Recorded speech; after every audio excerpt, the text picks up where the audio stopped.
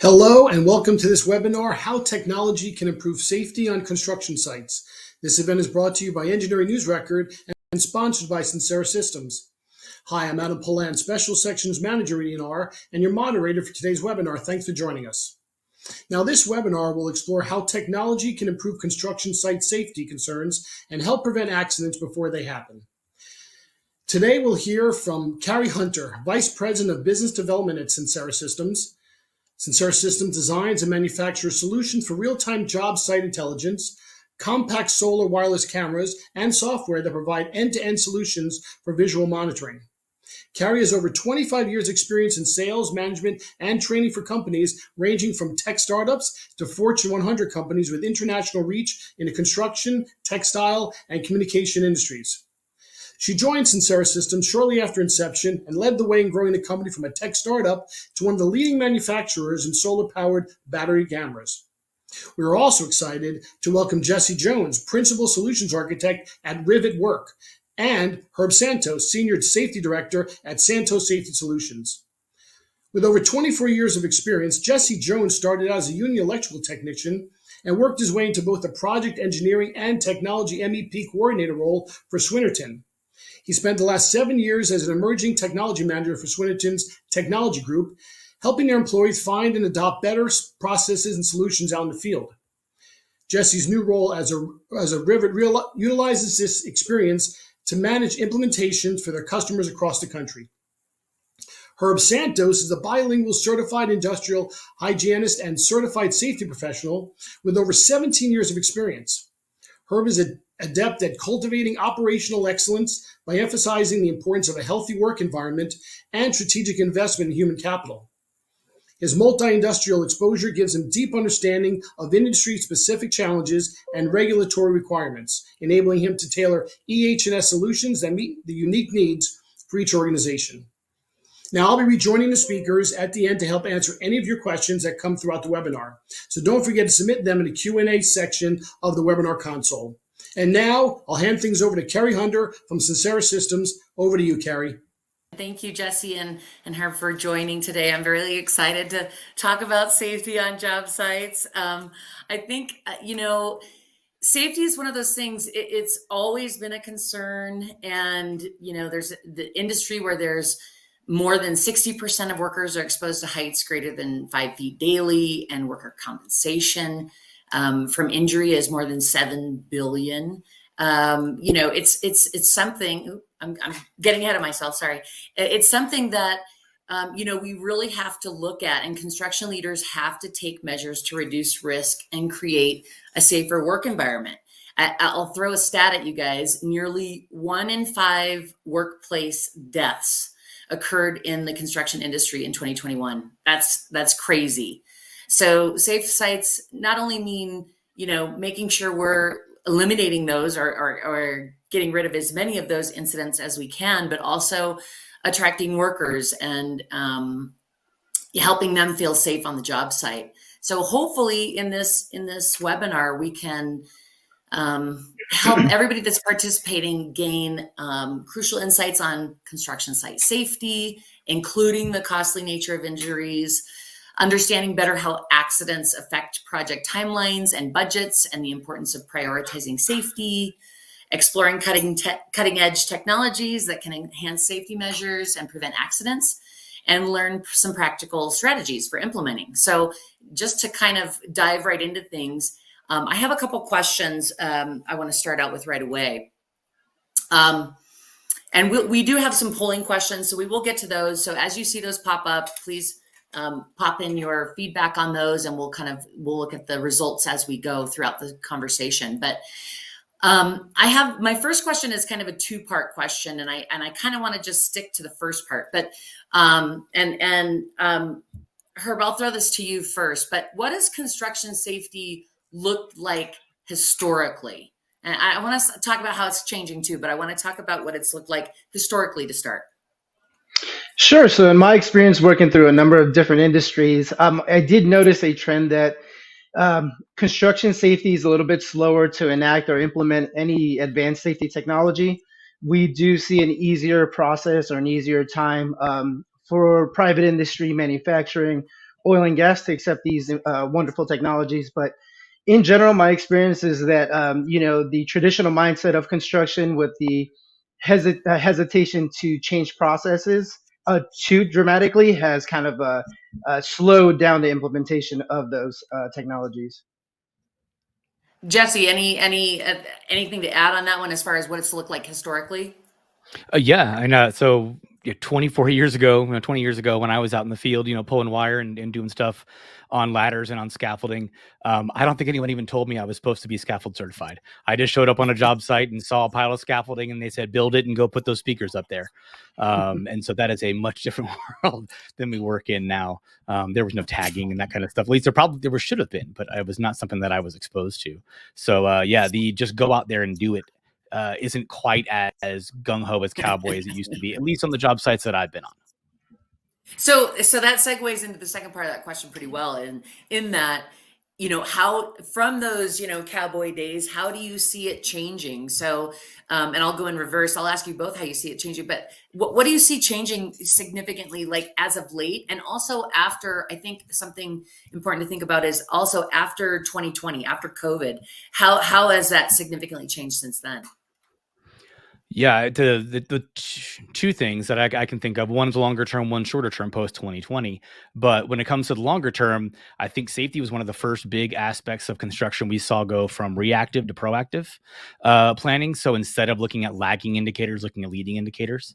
So we saw a lot of our tools and technology and tracking and just data points being much more focused on, looking ahead into trends that we can anticipate instead of reacting when someone gets hurt.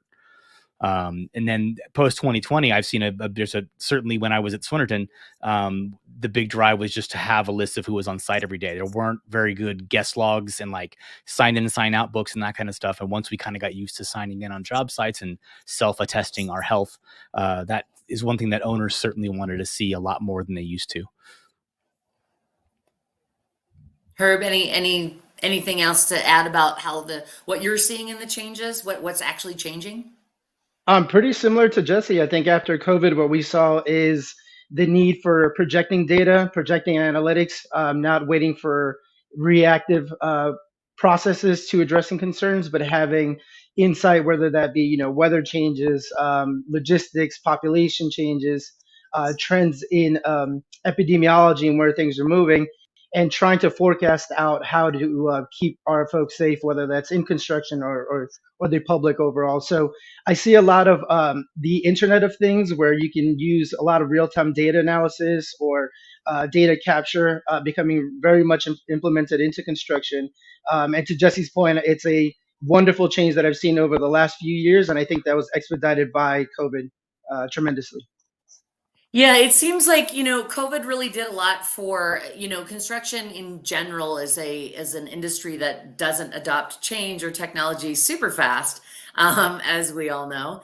And it seemed like, when COVID hit, there were just things that happened that forced us to basically adopt different technologies in the industry. So it really seemed like that was a catalyst for moving the needle, really, because prior to that it was like this constant work of like, yeah, that sounds cool, we'll get to that, yeah, maybe we'll implement that one day. And then, once we couldn't be on job sites anymore, it was like, well, now we need that in place right now.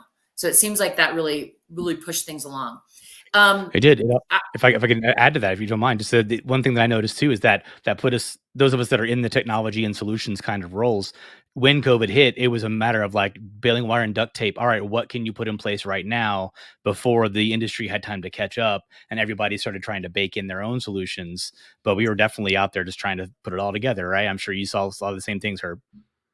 Yeah, I did. Our internal IT team had quite a bit of work to do, as you can imagine, trying to, customize forms, customize processes, again, real-time data analysis. Hey, how does work now be completed remotely, where traditionally construction jobs are where our bread and butter is? So it was a complete 180 change from a lot of aspects of the business. Yeah, and that's really interesting. The points that you guys are bringing up, and it's making me think of one of the what questions I wanted to cover with you guys was who is ultimately responsible for safety on a construction site. And I think that kind of what you're talking about really changed with, like, for example, with COVID, that changed from maybe the safety folks being only concerned with it, but now the tech folks are involved. So both of you feel free to pipe in, but who's responsible now for safety on construction sites, and how did that change as of late, like in the recent years? Jesse, if you don't mind, I'll step into this one.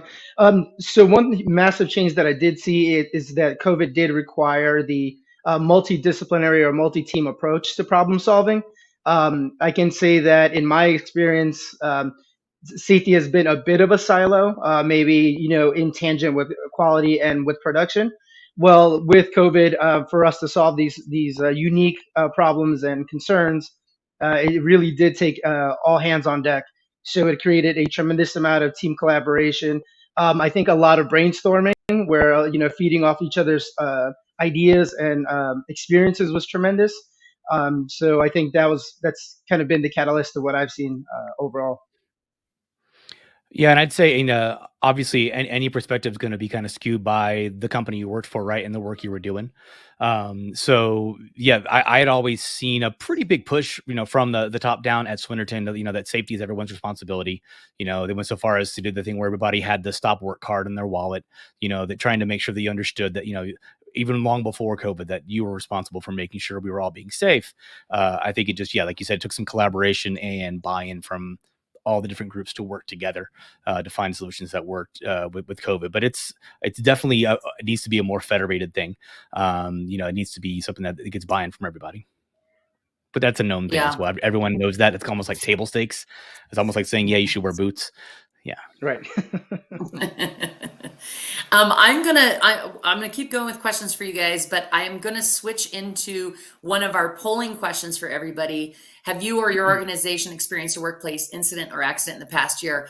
I can just say from my experience in the last 3 months, I was out at a job site that has experienced an incident. So thinking about accidents and different incidents that happen on site, how do accidents affect project timelines and budgets? I mean, this obviously is a big deal. We don't want anybody hurt. That's number one, obviously. But when you move outside of just somebody got hurt or what can we do to prevent that from ever happening, how does it affect the timelines and the budgets?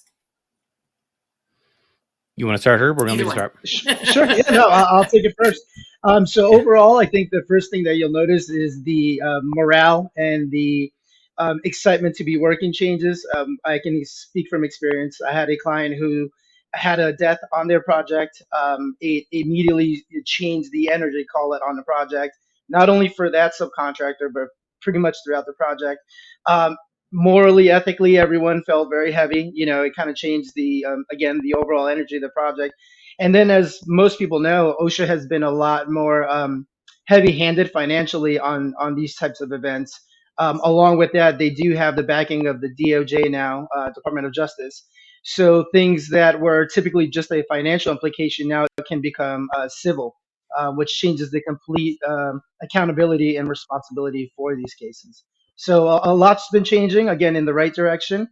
Unfortunately, some of the safety stats do not show that, but I think the overall culture is moving in the right direction and improving those timelines, improving productivity, and again, keeping the morale up are key factors. Yeah, there's also so there's the morale side, certainly, as I think most people probably think of first. But the other thing to think about, just being, the bean counter side of it, it's going to take time to replace that person, get them trained, get them safety oriented, get them badged, get them access and know what they're doing on the job site. That's a big thing as well. That's going to affect everyone downstream of them and all the other trades that are relying on them too, right? So if you are on a tight schedule trying to do 3-day turnarounds on your pours going up a high rise, and suddenly one of your rebar guys isn't there and they don't have somebody to replace them right away, that goes downstream effects for everybody. And then that compounds with the morale side of it too, I'd say. Absolutely.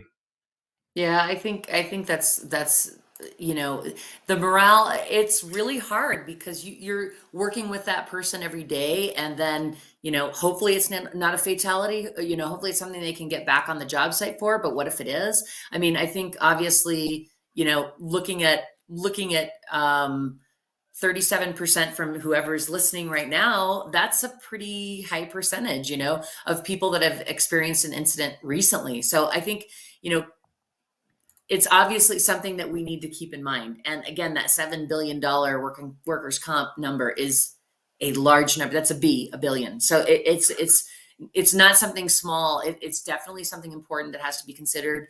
I think sometimes the safety measures can be like, oh, we have to do this on site. That's really frustrating. But then when something happens, then it's like, guys, this is why we're doing this. This is important, and this is going to keep us all coming back to work every day. And so how do you guys think safety or it needs to get prioritized with the importance of delivering the project on time? Obviously, owners want the project on time, on budget. Everybody wants to deliver amazing results, and within this timeline that we've given, that we anticipate the project's going to be completed by, and within the budget, without a ton of change orders and without going way over on cost. But how do we prioritize safety needs with those other things in mind? How do we do that, Jesse? I think selfishly, from my perspective, it came from the GC, 'cause that's where I experience it most. Because if the GC doesn't have an attitude of safety, on their jobs, then it's just not gonna. People aren't gonna fall in line anyway. When I was in the field as a sub, some jobs let you have earbuds in and take your hard hat off and that kind of stuff, and that isn't as much of a thing anymore, right? So if there's more of a culture of safety on the job, that kind of helps prioritize that. But that also, when that's all driven too by the customer. The customer has to understand that there's going to be schedule implications to doing things safely. Yes, you can do things a lot faster if you're not safe, but that should be table stakes, and it should be understood that that's going to be leveled in all of your bids that are coming in. But having that culture and having that conversation with an owner, and making sure we're all bought in on safety being important, can turn into even maybe a little bit of a VE option when there are technology solutions that might enhance safety that they might not have wanted to pay for originally, but hey, this can help us with schedule impacts because we can try and get ahead of that and not have those same impacts.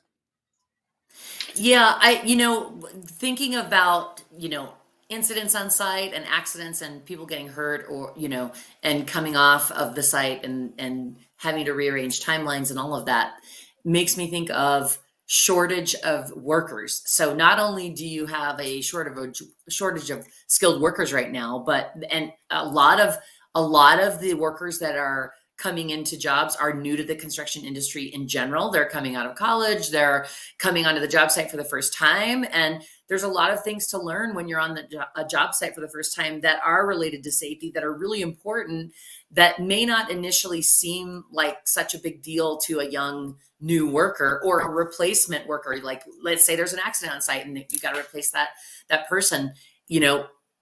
Herb, how do you think that impacts the safety when you're bringing on, when you have a shortage of skilled workers, and when you're bringing on folks that are new to the industry? How does that impact safety? So, in speaking with my colleagues, you've kind of nailed a key point here. When we look at our data, we're pretty transparent, sharing our trends, our key performance indicators. We assume that in the construction industry, you're going to see a tremendous amount of injuries, or a majority of the injuries, for folks that are more experienced, that have more time in the field, and that's the complete opposite of what we've seen the last few years. We are seeing a lot of folks coming from, like you said, not only universities or trade schools, but folks that have worked in other industries and are now stepping into construction, let's say residential roofing to commercial. Once you got into the commercial side, you're seeing a completely different level of hazard. Typically, it's, I would say, a lot more hectic, a lot more dynamic. So just the safety overall awareness needs to change. So, with technology like virtual reality and augmented reality, we've been able to kind of immerse new employees into these projects without actually stepping on foot on site. If someone has to be forklift certified, for example, they don't need to be operating the actual forklift. Now you got things like VR that can let you do so in a safe environment with a minimal to no risk. And could always potentially trip, but that's a little less concerning than being out on the construction site as a new operator. So yes, we are seeing the trend towards kind of these younger folks that have not been in the industry traditionally. But I think with the implementation of technology, we can really get ahead of these, especially being that the younger generations are innately comfortable with technology. What are they? There's a terminology for that. So Tech savvy. they, Got you. tech, there you go, tech savvy. But they're just more.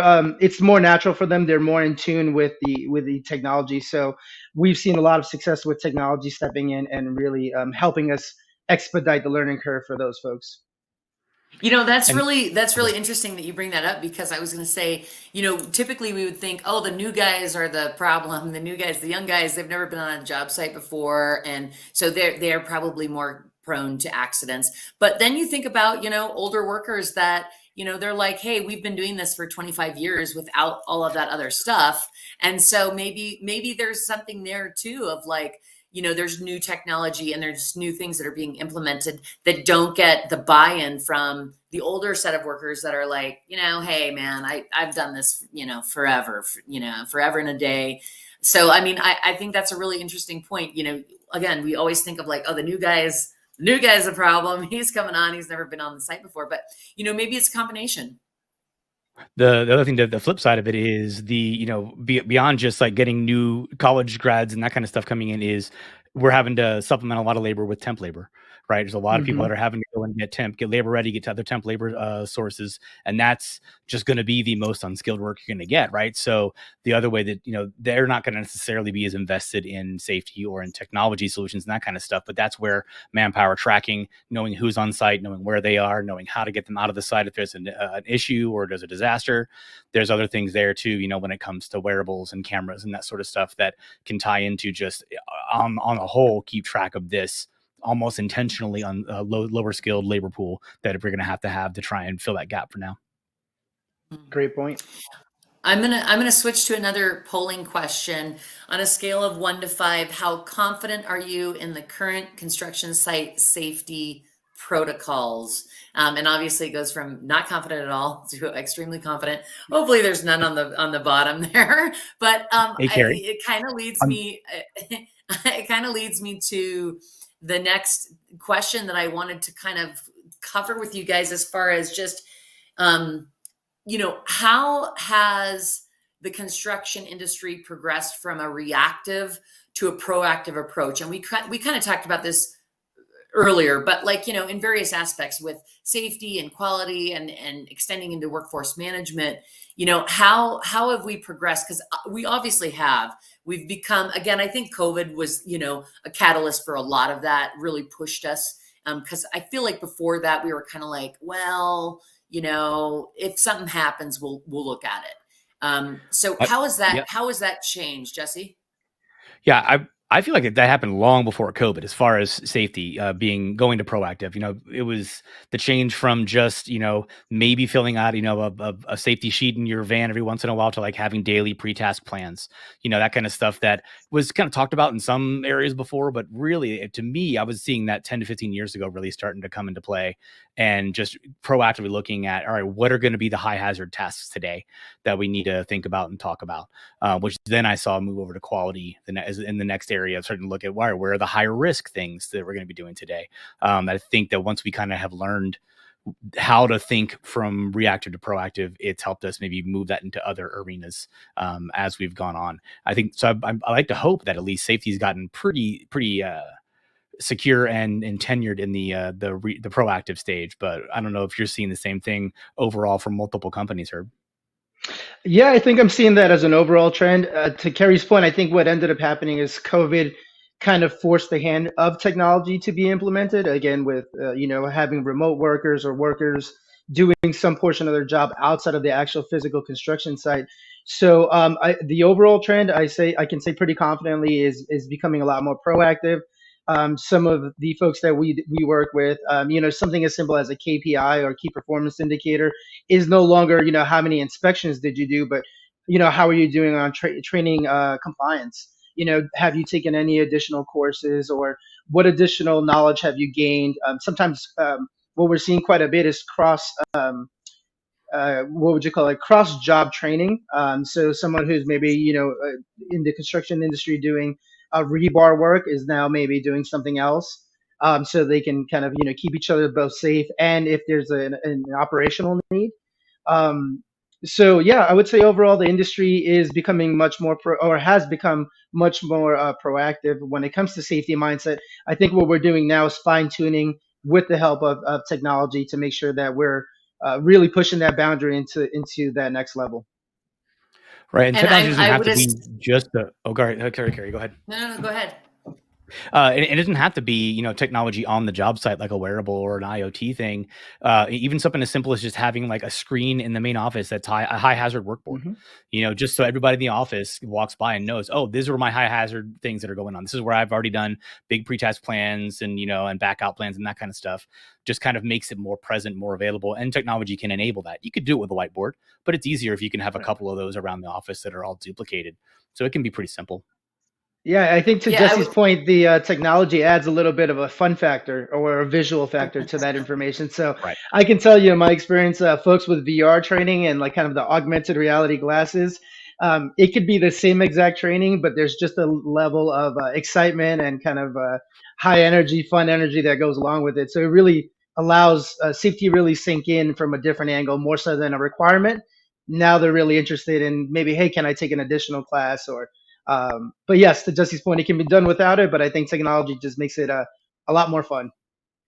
Yeah, I was gonna say earlier, and it seems like having more of a proactive approach versus the reactive approach, it probably makes your life a lot easier, Herb, because like instead of like, oh, we need to do this because this happened, it's like, hey, we're reaching out ahead of time because we'd like to address this now.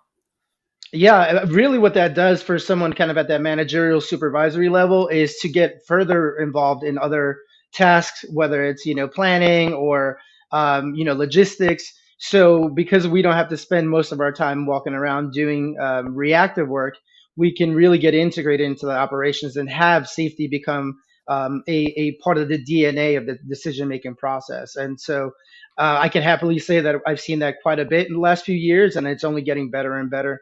I think safety will be a common word. Okay, Carrie, I don't know if Not, you've got a question coming up about ROI on technology and how we kind of think about it when it comes to safety. But if not, I got a little piece that ties in with that if you'd like. Yeah, let's look at how the polling results turned out. It Sure. looks like for the most part, we've got pretty confident folks. I'd say anything, moderately above is good. The slightly confident and not confident, all not good. But I think, as people get more comfortable with the technology and with the plans in place, that number will increase to the higher side of more confidence. But to what you're speaking of, Jesse, the ROI, yeah, please dive in on that one, because I mean, I think, ROI, speaking of like safety being a bad word, Herb, ROI can sometimes be considered a bad word because, it's like, oh, is this a made up number, or is this just some number you're pulling out of the air? Is this something that Right. is a legitimate thing? So please dive in on that. Yeah, so I did a whole bunch of technology adoption and that kind of stuff when I was at Swinnerton, and the thing that I would always run into is if I was trying to show an ROI on a salaried employee, it was just it didn't no one ever believed it because they're just going to work longer, right? Oh, that's a PE. He'll just work 70 hours a week instead of 65. But the thing that you can sell people on, so if it's craft labor, easy to sell an actual like savings of time on them, that makes sense. But when it comes to salaried employees, all you got to do is do what Herb just talked about, and it's opportunity cost. It's like, hey, here's how I can save your superintendent 5 hours a week. That's 5 hours a week he could be out doing first work inspections on waterproofing. That's 5 hours a week for my project manager to be doing billings and getting our net billings up. So really just being able to show opportunity costs instead of just straight dollars, talk about it in hours and things that they can be doing that are higher value. PEs doing submittal registers and that kind of stuff. There's much higher value things they could be doing than just doing reactive safety work. Yeah, I think, kind of what you're talking about, and kind of going back to what we were talking about earlier, I would really love to hear from both of you. You're showing um, in a really easy to understand way, Jesse, kind of what that ROI looks like for individuals. And it makes sense. It's not just, again, some number that's pulled out of the air, but I would be really interested to know what some examples of cutting edge technologies are that you guys have seen that have been successful in enhancing safety measures on construction sites, not only with the ROI to the end user, right? But what's been effective? What have you guys seen that's been really effective? Yeah, Harold, what's to So start I with that guess one? yeah, sure. So one key thing that I've noticed that has been pretty much a saving grace when it comes to construction, from my perspective, is building information modeling, or BIM. So this is the virtual modeling of a stage by stage or phase by phase development of a project. And really, what it allows us to do there, especially as safety professionals, is ask the right questions. Hey, when you do this phase to phase one to phase two, is that now a confined space? Is there an egress path that's actually available? If you're operating a crane, is now the crane, able to mobilize in a safe manner? Lay down areas, stormwater and prevention. So not only safety, but environmental questions, ergonomics questions. So really being able to sit down with the team, look at a 3D like model or a 3D model, and being able to phase out 6 months out, 8 months out, a year out. We're able to proactively look at this potential risk. And then also, I think a key factor is providing a solution. Sometimes the hazard or the risk cannot be eliminated. So how does it get mitigated appropriately? So are we going to put fall prevention? Are we going to go put proximity sensors? Just really taking that proactive approach. And then, in my opinion, I think that's where safety and the EHS professional can really show their value to operations and kind of get a seat at the table. Yeah, and the piece that when you mentioned the BIM and the ability to even just visualize things, one thing that I noticed over the years is that in the construction industry, our brains are trained to take a drawing and turn it into reality, right? So we know what a two-dimensional drawing is going to end up meaning in reality, and we can kind of visualize that ourselves. So when you move a beam, you move a window or something like that, we can kind of understand what the impact is.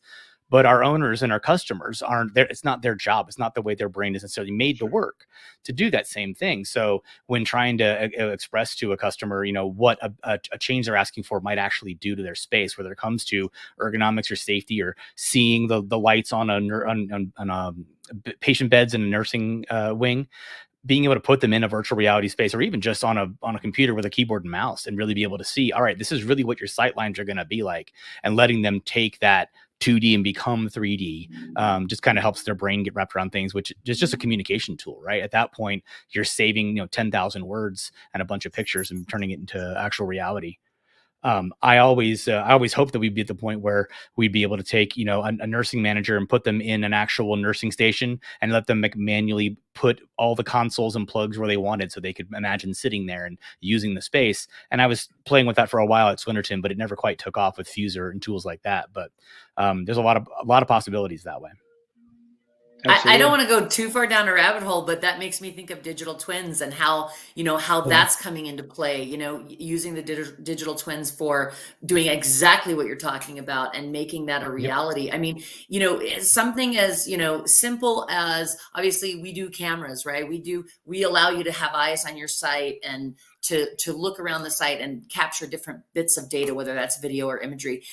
Even as something as simple as that concept, then moving into something as more advanced as a digital twin. I mean, I think that allowing any form of visuals on a site, obviously you guys have different background than Jesse. Just like you said, an owner coming into this, they might be going, I get it, this is a drawing, or I get it, this is what you're telling me this is going to look like, but I have no concept of how to understand that in my mind. So I mean, again, don't want to go down a huge rabbit hole, but I think the digital twin conversation is really, really interesting because as we move in technology, we move from imagery and video and AI analyzing that footage into digital twins and how that helps us move the needle even more, right? And then it also has a further impact on facilities management and digital twin when it gets to the FM stage, and how much can you do during the construction phase to make that FM easier, so that they can access things and perform maintenance, and how does that change for affect their maintenance cycles and that sort of stuff too. Yeah. And that kind of leads me into something, a thought here. What it's kind of going down that digital twin road. What technologies have you guys seen lately that you're excited about, thinking about having them fully implemented moving forward down the road? They may not be in place now, or maybe they're just getting started, or maybe there's something that's older that you've been using for a while that you just absolutely are like, this is fabulous and this has helped us move the needle so much on different sites. Is there anything that comes to mind, Herb, that that you can think of that you're just like, oh man, this is going to make such a huge difference? Or even Absolutely, and Jesse.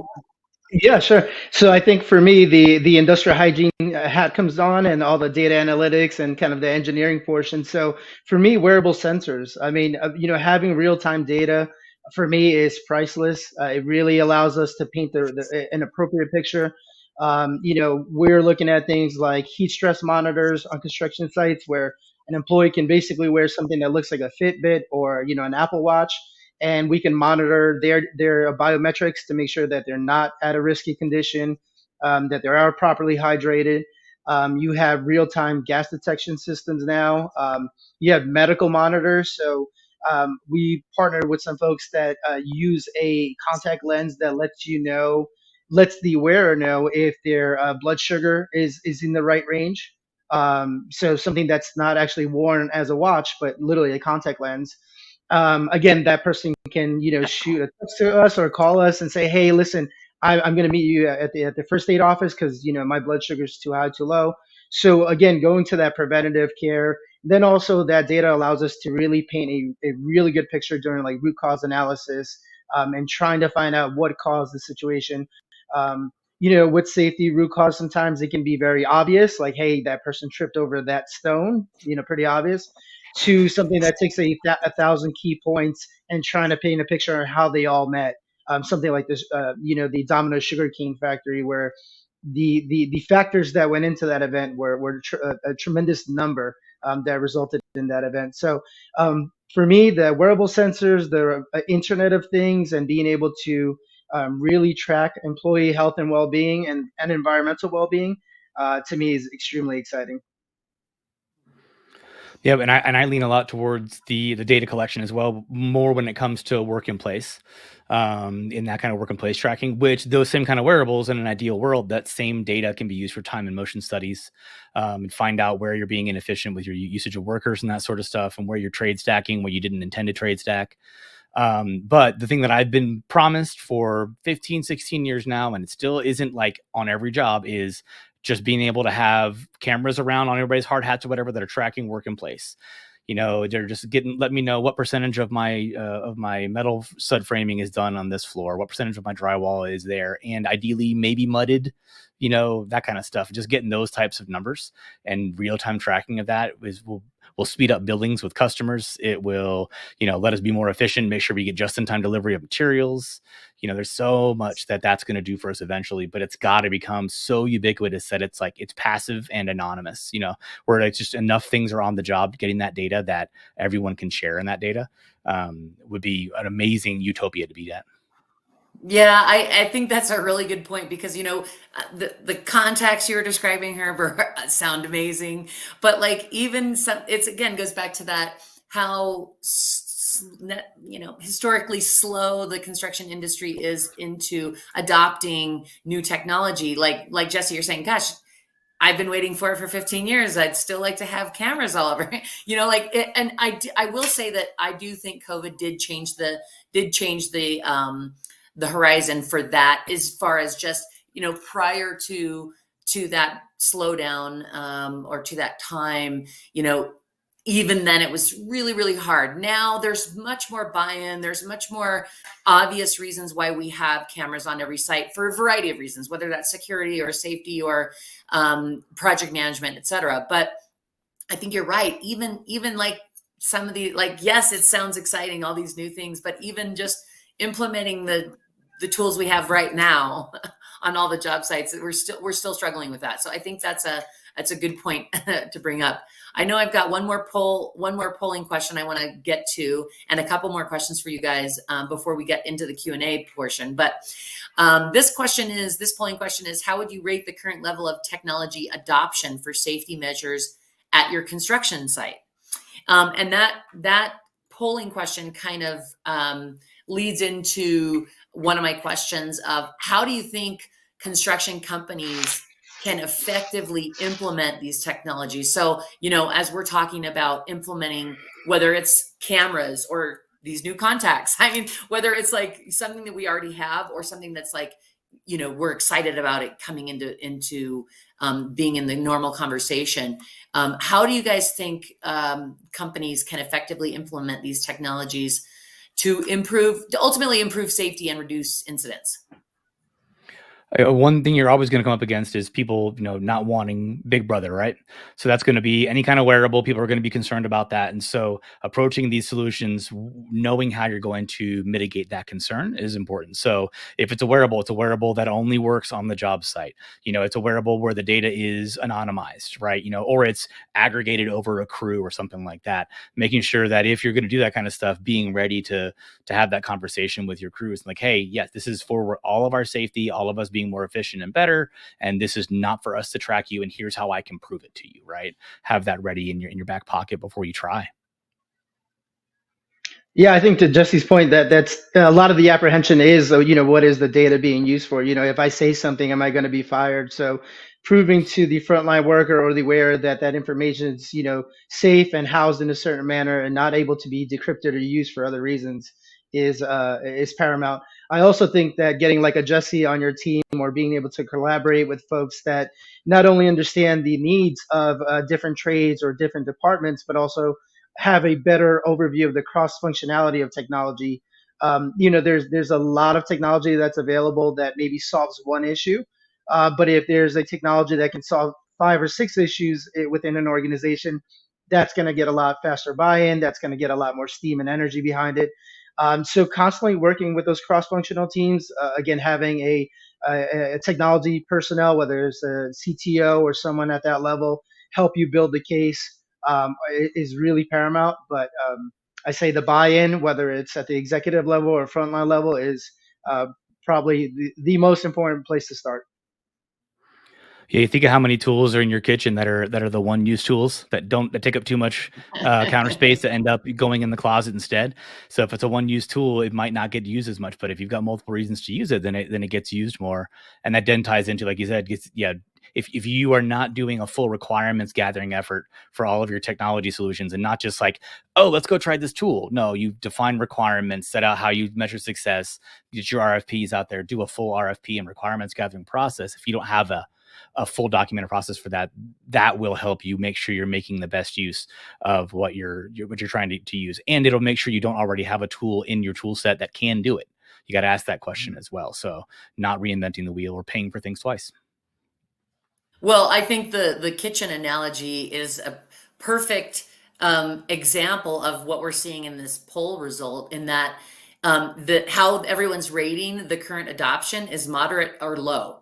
And I think part of that is kind of what you touched on a little bit, Jesse, in that, are we reviewing our tech stack and what we actually have in our toolbox? And if we have too many things in there, our workers on site going to be like, oh yeah, we've got like 85 different things for that, and we don't use any of them, or they don't want to adopt them because it's like, oh, we only use that one, blah, or we've only used that once, or whatever. So I think another really important point is, folks, general contractors really need to analyze the tools that they have, and if they're not using them, get rid of them. And if they are invested in them and they find the value in them, then really double down on making sure all of your employees and workers on site understand how they're being used, why they're being used. I think a lot of times we miss, when we're like, this is how you use it, this is what it's for, we miss the why we're doing this. Like, I think that's a point that gets missed a lot. And I think if we are training our workers on site on what tools we have, and we're analyzing, the tools, like, do we need this? Do we need that? And minimizing it to where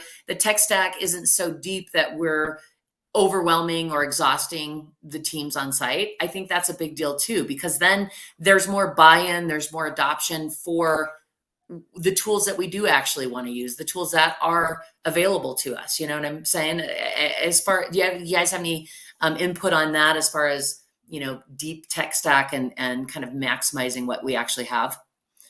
Yeah, one quick note on that I thought of is if you want to make sure you're actually taking advantage of those tools, make sure you've got someone on your team has a regular interval to go and do QBRs, your quarterly business reviews with your big vendors, even your smaller vendors, because that'll also tell you what they've done new recently. Because if you haven't logged in, you haven't tried it out, you haven't seen the new features, maybe you don't know that this can be solving a solution for you. So making sure you're doing at least annual reviews, if not quarterly reviews, with these tech tools that you've got will help you understand if you're not taking good usage or not making good usage. And also, hopefully, they've got some metrics on their side. They can tell you how well you're using the tool because they know what the measure of success is in their tool, right? So they can tell whether or not you're actually successfully using it. And then if not, offer you the training to go and do a better job of it. So. Yeah, to Jesse's point, we've worked with some business partners where they have a tool, it's fantastic. They think they're maximizing the use of the tool. They haven't spoken to the rep or the tech for a year or two. They're going out to shop for a new solution that may be 20, 30% of the overall cost of that technology just to solve one issue. And they say, yeah, it's just a click of a box that you never told us to turn on.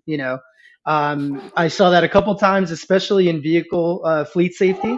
We talk about construction safety overall being high risk, but I think the biggest risk we all take every day, whether we realize it or not, is driving, just your typical driving to work, to the gym, to the grocery store.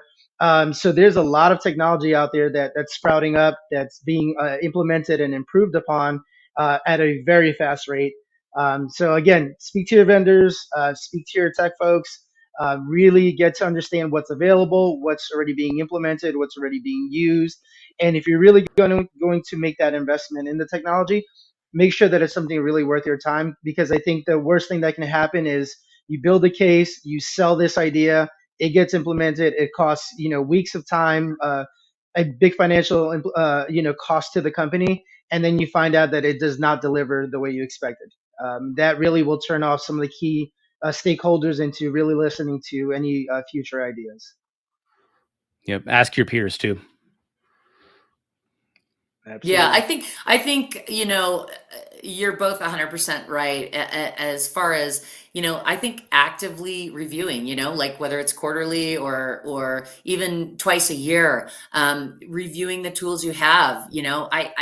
I've many times had customers come to me and say, "Hey, do you have anything new? We really want this feature or this capability." And I'm like, "You already have it.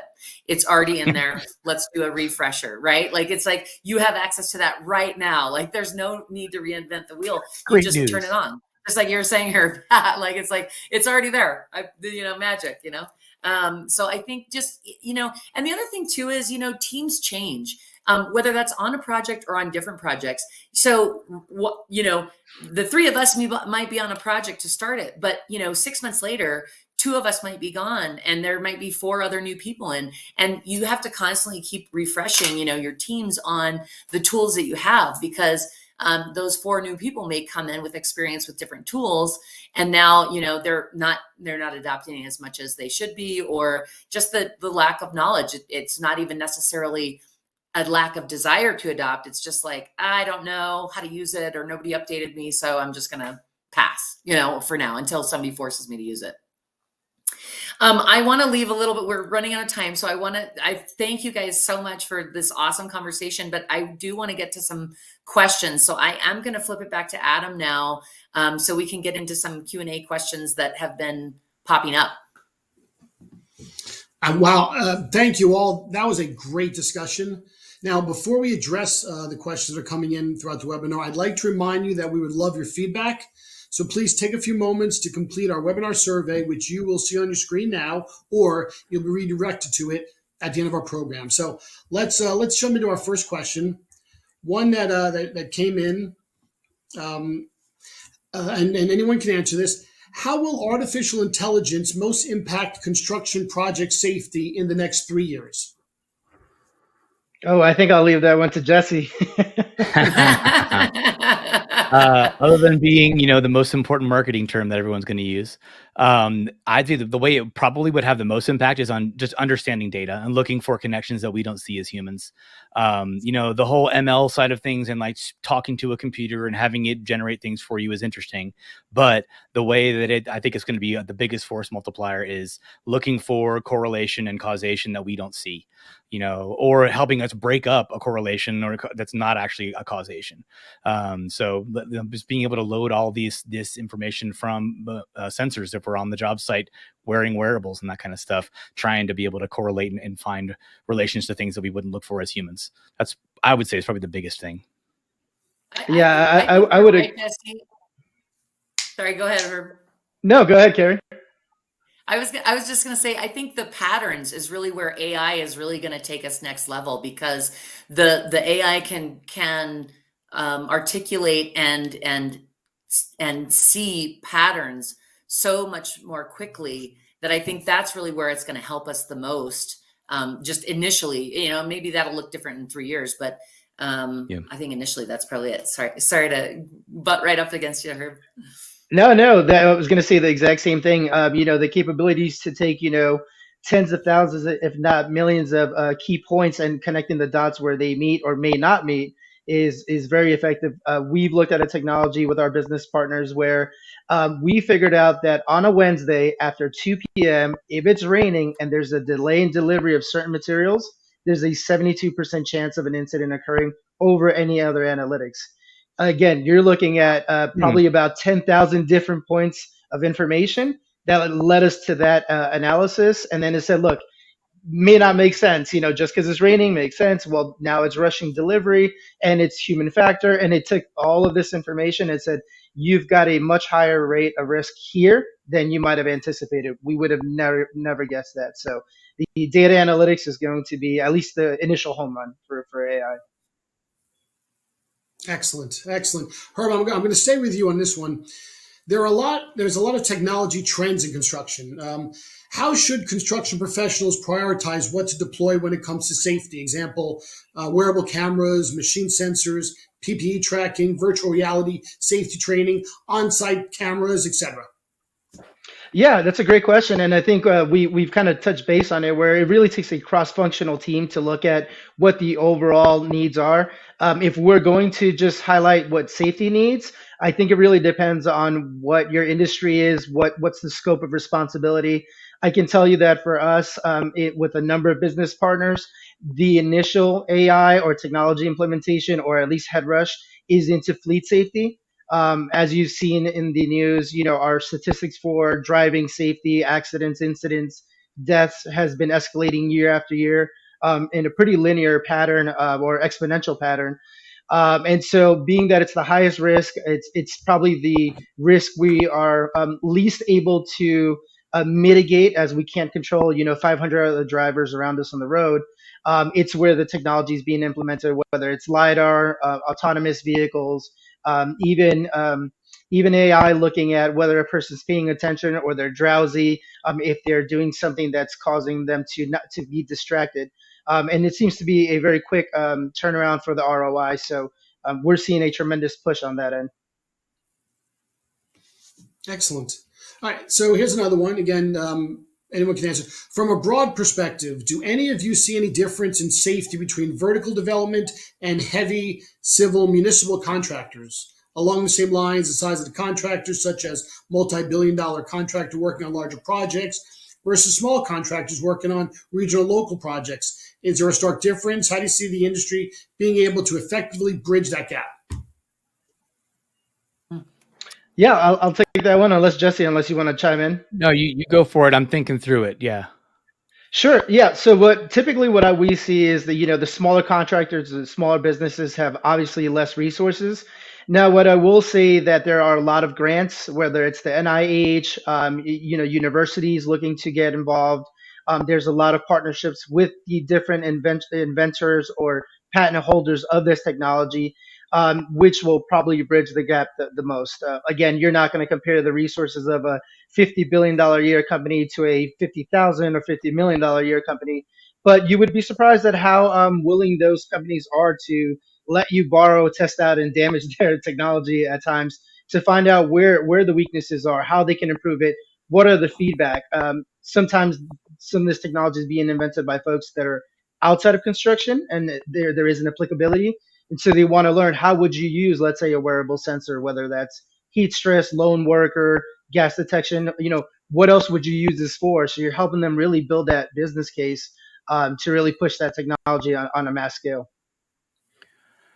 I'd say between vertical and the large civil stuff, it's mostly to me going to be an issue of physical space, right? How do you cover and manage and keep track of, a confined, fine, but an actual small building space as opposed to 200 acres.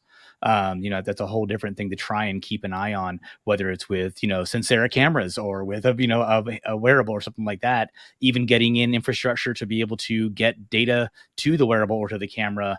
You're going to have actually even like cell issues in some of these big sites. So to me, the biggest things are just making sure you've got infrastructure and planning in place for the bigger stuff. It just takes a whole different level of planning and also of scale of number of workers. The more workers you have, the more you multiply your risk. That makes sense. Makes sense. Yeah. So, Jesse, staying with you, how do you get worker buy-in? How do you get folks to adopt the tools you're implementing? So we talked a little bit ago about the need to have the conversation about it being, not Big Brother. So that's part of it, is just making sure we're being, easy that way. But you got to show the worker, what the upside is for them. And that it's going to be, hey, if we can keep this job site going and we meet our schedules and we're safe, we're gonna have an extra barbecue this quarter. Even simple stuff like that, just showing the easy stuff that just shows them it's not just intentionally trying to make their life harder, because we got so many things going on job sites. We got guys that are not only trying to build some of these complicated buildings, but they're getting new change orders every week. They're getting big ASIs coming out with, they're changing all the work they're trying to do, and at the same time they've got their company and the GC and the owner all giving them maybe something, so of these new tools to use and new things to track or new forms to fill out. And so it just gets really overwhelming and frustrating.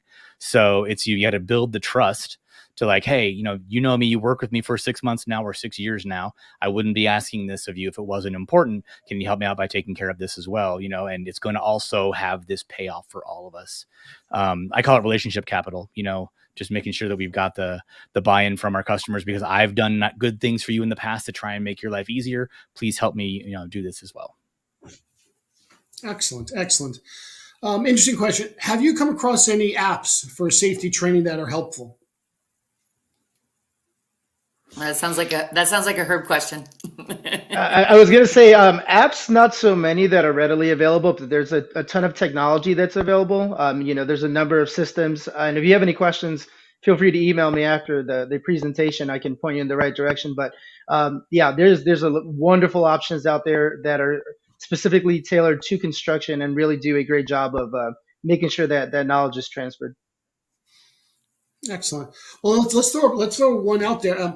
What has construction safety looked like historically, and how do you see that changing? Jesse, I'll let you take this one. Yeah, we touched on it a little bit during the actual conversation. Just the fact that there certainly wasn't an emphasis on it that I noticed when I was out in the field 24 years ago. 24 to 16 years ago, it was just a little more cowboyish. There's a lot more intentional, a proactive approach to things. I think is the biggest thing I've seen change. And people aren't probably yelling at you and swearing as much either. So it's a little more of an easier space to work in as well. I don't know. I think we did a pretty good job on this webinar. No swearing involved. That's true. That's and true. no ears were hurt. I wanted to say one thing I was going to say earlier, Jesse, on something you were talking about, when we were kind of just touching on the different sized projects and how safety applies differently to those sizes. I think even something as basic as communication, like I was just having this conversation the other day, things that make it easier for workers to get to site or to get around the site, eliminate possible accidents or possible issues that seem like such basic things. And it doesn't have anything to do with technology. And it has everything to do about pre-planning and making sure that we're setting the teams up on the sites for success. So obviously, things happen, things change during projects, and you might have an entrance change and things like that. But even those really basic things, like thinking about where entrances are and how they correlate to what's around them. So whether that's a massive site or a very small site, where porta potties are located, how deliveries are coming in, where they're coming in, kind of how that, all of these things are basic things that we do on every job site, and they're still yet really super important, whether you're a massive $10 billion job or a $100 million job. Excellent. Unfortunately, that is all the time we have for questions today. Now, any questions we didn't get a chance to respond to will be sent to the speakers so they can reach out to you directly. Now, please join me in thanking Kerry Hunter, Jesse Jones, Herb Santos for this insightful discussion, as well as today's sponsor, Sincera Systems. Now, if you have any additional questions or comments, please don't hesitate to click the Email Us button on your console, and we'll share them with our presenters so they can respond directly to you. If you didn't have a chance to fill out earlier, you'll be redirected shortly to the post-event survey. We look forward to hearing how to make our programs work better for you. Please visit enr.com/webinars for the archive of this presentation to share with your colleagues, as well as information about our upcoming events. Thanks again for trusting us with your time. Have a great day.